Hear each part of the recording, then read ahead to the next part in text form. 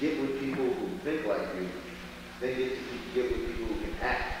That's needed to help the unit of people who are ready to move. All right, one question.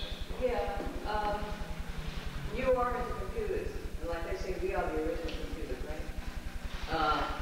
I heard someone talking recently about these silicon chips and how they are instilling them in people, perhaps people that are incarcerated and have to go for problems or whatnot, and they go for medical attention, and they're putting these things all over them, unbeknownst to them, and maybe even vaccinations or whatnot. So I wanted to ask you, it was suggested that these brand new summer turnstiles, have you seen them? Yes, I have. Yes. I write the summary a lot. Are they things up to anything with computers, silicon chips? I can say no. Okay, because the way that those things work is either by scanners, all right, and let me just back up real quick. You know those new line of sneakers they showed you on television where the kids walk down the street and they have those red lights flashing on the back? Man, don't you let your kids get in no stupidity like that. Do you know that kind of light in the military, you can be seen for miles? That's so they can track your kids. They got us killing ourselves, man. They got us setting ourselves up into the kill zones already, and we don't even know it. And we paying for it. Hey, Mom, I need $100 and some odd for those pair of sneakers. You know the ones with the fancy red light on it? Man, thank God I ain't got no son, man. If he came home and told me something like that, I'd have to spank the boy. I really would. But to answer the other part of this, my brother, I'm gonna try to wrap it up.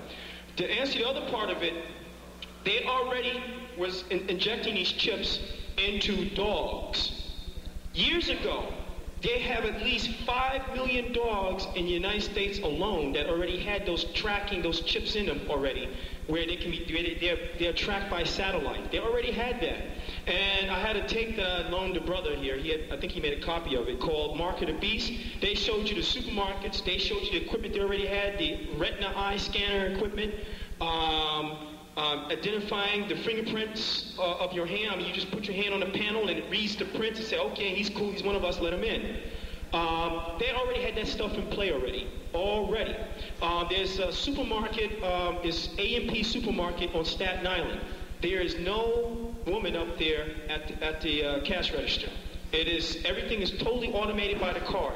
Another supermarket, Pathmark, which is in Queens, all right, they still have humans up there, but they've got it now where they're phasing it in slowly, where it can take the debit card. It mentions, right, debit card, credit card, any type of bank card.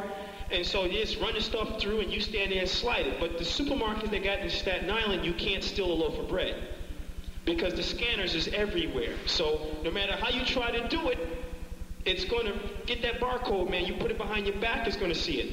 And then it's going to say, help, assistance is on the way, which means that you're about to be arrested now because you were trying to steal a loaf of bread. I read this article in the Times. You mentioned something about a secret army. You know, when they say the name of it? Yeah. You talking about a secret army here? Yeah. In this country? Right. You're talking COG, which is continuity of government. You're talking FEMA comes up. FEMA is allied with them. That's all part of your secret government. There's 2 more departments. I don't remember them right offhand. But all of these guys, their sole function 24/7 is to prepare for the unavoidable disaster that's coming to this place. And they have prepared for the worst case scenario, nuclear war. How many warheads does it take to wipe out this country? Not missiles, warheads, 20. And yet Russia's got 300,000. America's got 300,000. And why are they going to use their warheads in this country? It's not because there'll be a so-called nuclear war between this country and Russia. According to prophecy, our people's going to take this land and we're going to rule it. That's prophecy, man. You can find that. Go to the book of Isaiah, the book of Joel, read it.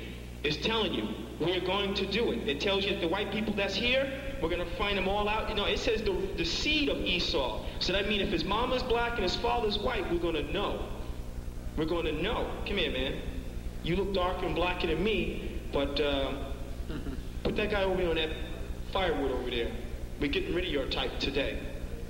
Because see, the Greeks and the Romans did the same thing to the black people in the ancient land of Judea when they had impregnated our black women and they had the kids, but they disowned them, but at the same time, they used them in political office, they used them in certain positions of the military, and those people was kicking our butt, man. And they looked like us, but they wasn't really us. They were war babies. You think these, I watch the cops. I see these, what they call mixed cops. There's no such thing as a mulatto. Throw that terminology out. You are what your father is. That's the way it's always been. If your mother is white and your father is black, you what he is. Regardless of how light or dark you come out, you what your father is. That's the way it is. That's it? One more. The 101st Airborne Division, right? But when they invaded all that, they went over there, you know, the shots and all that. I understand after the invasion and everything, a presidential order came down on the Carter stating that they wanted to take all the blacks out of the 101st Airborne Division because they didn't know how they would react towards, you know, killing black people. You know anything about that? No, I don't. And I was an ROTC cadet at that time. I don't know. I didn't hear anything about that. That's not to say I won't come across no information on it now.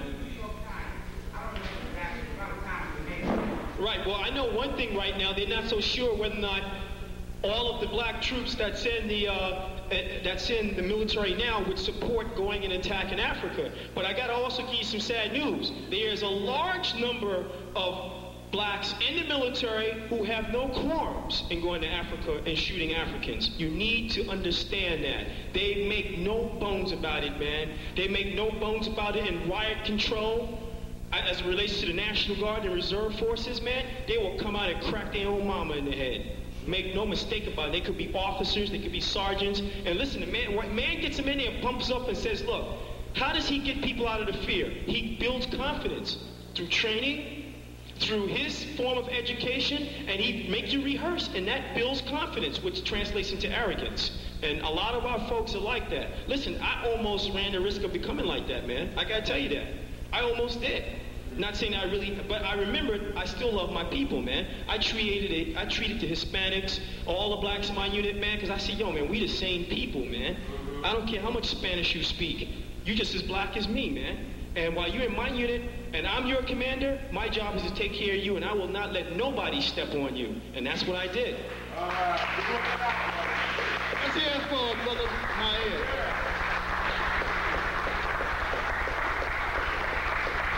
Yeah. The brother is magnificent. Yes, sir. Yes, sir. Magnificent. Wisdom, knowledge, and understanding.